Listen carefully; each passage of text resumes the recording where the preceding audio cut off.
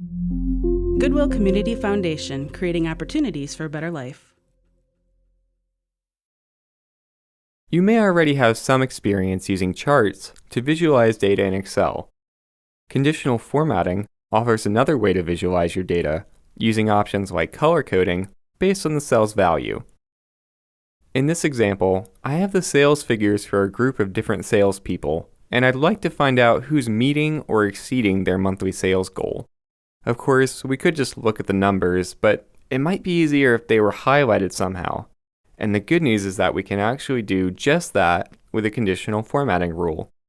First, select your data, then go to Conditional Formatting on the Home tab. Next, mouse over Highlight Cells Rules, and in this case we're going to choose Greater Than. Now the sales goal for each person on this list is $4,000 per month. If we type that number here, you can see in the background that any cell with a value greater than 4,000 is being formatted automatically. If you want, you can even choose a different formatting option. Just click OK when you're done. As you can see, the formatted cells really stand out now, so we can easily tell who's met or exceeded their goal. It looks like August wasn't a very good month, for example, but September and October were much, much better. Next, let's take a look at some of the conditional formatting presets. We're just going to reselect our data, and then go back to the conditional formatting command. You have 3 different types of presets to choose from: data bars, color scales, and icon sets. To learn more about each one, mouse over these options in the menu. Data bars are kind of like bar graphs. The higher the value, the longer the bar in the cell. Color scales, on the other hand, will change the background color based on the cell's value. Icon sets can be used to add different symbols, ratings, and indicators, and you have quite a few styles to choose from depending on what you need.